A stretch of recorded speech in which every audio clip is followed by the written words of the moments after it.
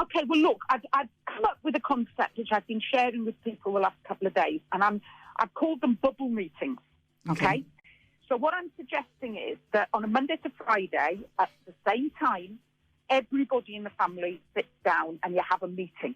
Now, it's like the business of family. Think of it in those terms, right? So there's an agenda. So you put a list of what we want to talk about, and everybody has an opportunity to be involved. Doesn't matter how old you are, because everybody inside this bubble is significant. And you put a list of things down, try and manage it, yeah? We don't want crazy lists, but just a few things so that people have got the opportunity to talk about how they're feeling, what they would like to change, what's seriously irritating them about other people's behaviour. But we do it when everybody's a bit calm, rather than trying to deal with it when people are in a flashpoint. So start thinking about them as the bubble meetings. These are our family meetings. These are us. And once you've got the idea of how to run them, there's no reason why you can't use social media to bring in other members of your family and then start sharing ideas of what's working in our house. This is what we tried and this is working. Or we tried that and it didn't work. So you start thinking of running your bubble like a business. People need to talk. People need structure. People need an opportunity to speak. But when you're the parents or you're playing the leading role in a family, it's going to be really wearing to actually have to answer everything all the time within 24 hours. Am I making sense? Does this make sense? I totally agree with what you said there as well. I'm just trying to think too, because we're going to take this day by day, aren't we? Because you can't be thinking in weeks ahead, otherwise you are going to get yourself in a bit of trouble. Yeah. So every day at a certain time, everybody sits down. You write the list of what you're going to talk about first, and it might be things about tidying the bathroom, right? Because I can tell you now that in this last few days is driving me insane. People leaving towels in the bathroom, right? Yeah. Now, in the scheme of life, it's small potatoes, isn't it? Come on, it's nothing to what's happening. But the reality inside my house is aggravating me. So that's what these meetings are for. They're opportunity people to say, this is what's aggravating me, or this is what's working. Thank you so much for doing that yesterday, whatever it is. So we're acknowledging the positives as well. Yeah, I think acknowledging the positives is important, especially if you're confined with other people. I'm lucky. I'm self-isolating by myself, so it's just me and my cat. What about your situation, Sian? Who are you self-isolating with? I'm at home with my husband and my 2 adult children. Mm-hmm. And then I've got one adult child that's in Australia. That frightens me and worries me. But again, I've got no control of it, and I know I'm not the only person in that situation. Let's start with these bubble meetings. Let's start, finding a structure for people to be able to communicate and be heard, because that's really important. And if you're a leader of the house, that is your fundamental role, to keep people safe, to give them a voice to be communicated. But what we'll do is we're going to start working towards that whole area of being grateful. And I've got some ideas about how people can start doing that, because make no bones about it, right? If you think about this as a set of scales, on one side you've got worry and anxiety, and we can pile that up at the moment very easily. Every one of us can. But on the other side, you've got the positives and you've got grateful. What are we grateful for? And the psychology of human beings, we need to start focusing on that grateful part of these scales. Because if we don't, our minds become out of balance. And we'll start working on ideas of how we can do that during the week. That's some awesome advice. Lastly, Sian, a topic that we've talked about and covered a bit on today's show has got to be around the changes in the government's advice as to how we now proceed with tangi, with funerals. And I suppose it's a time where level heads are needed and a little bit more understanding needs to be extended. Oh, right, now you're asking me to walk through a door. Look, I think this is going to be a significant challenge for Māori, because you have a whole belief system, a core belief system about what tangi means and how you contribute by your presence being there. And I'm going to start off by saying, I've been in New Zealand for 16 years, and it was one of the first things that I observed about Māoridom that just made me so full of love and hiraeth is what and hwyl is what we call it in Welsh, that feeling of how you as a community all come together in the right way. It blew my mind when I first came here.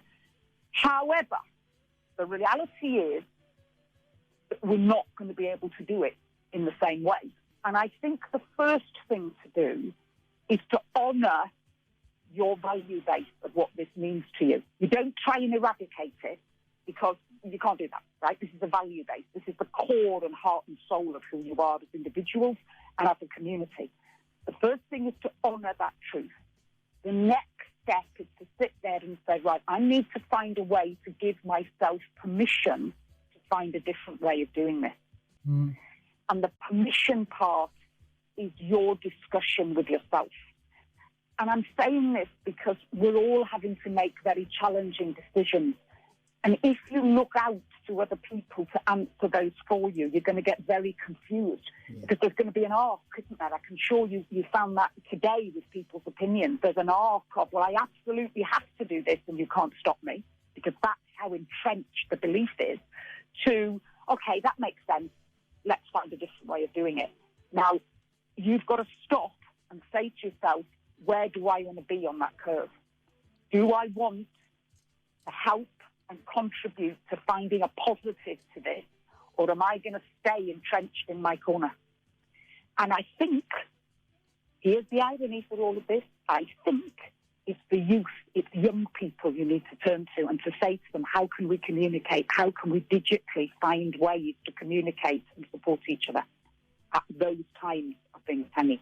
To start talking to the youngsters, that's what I would say. Certainly the ones that are technically skilled. And let's find creative ways that we can all be present, we can all show our love, commitment, and at the same time honour our core beliefs. Does that help? That's very interesting. Tipene from the Casketeers, who we spoke to earlier this morning, also mentioned that our older generation, our kaumātua and our older people are actually okay with it. It's actually trying to win over the younger demographic. They are the ones that are a bit resilient, or not resilient, but, who are rejecting this and who are acting out in ways that are making it more difficult. I know. And look, I look at the social media, I look at the news, I look at all of that, and the flashpoints this weekend when I thought, I wish I could have been in front of them and given them a piece of my mind, right? Like that, right? I did, right? But then I kind of stopped myself and I think, okay, let's go into the space of empathy. Young people are just as frightened, Yes. Every one of them are, yeah? But they're processing it in a different way because they actually don't have the maturity. So they're going into what we call denial. They're grieving for their freedom. They're grieving for all of this, and they're stuck in denial. Yeah, they're just choosing. If I don't believe this, if I don't take this on board, then that's okay. It's not going to hurt me. Well, it is, and it's going to take them longer to get there. But it's really, really important, and I'm loving the fact that the older people in your community realise that it's okay to reach out to young people and to say, we know you're frightened. We're older and wiser than you. We've lived through a hell of a lot. Yeah. We need you now. We need you now to step up. Show us how to do this. Show us how can we start communicating and how can we meet everybody's needs. But it's going to take a good number of weeks before people even start truly psychologically taking this on board. It's not going to happen in 5 minutes. So we are going to have to fill our pockets with empathy. And just take time. It's going to take time.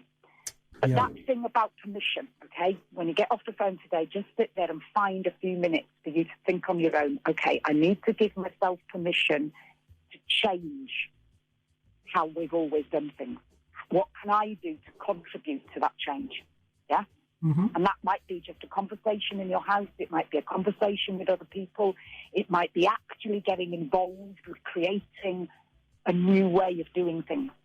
To be honest, even conversations in your house with people, well, what do you think about that? How are we going to do it? How do we think we can do it? That's how we start doing it, one conversation at a time.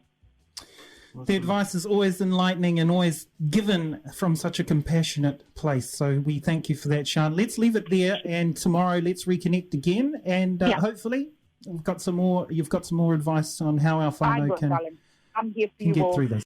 sending my love to all the listeners, okay? All right. Keep safe and keep in the house.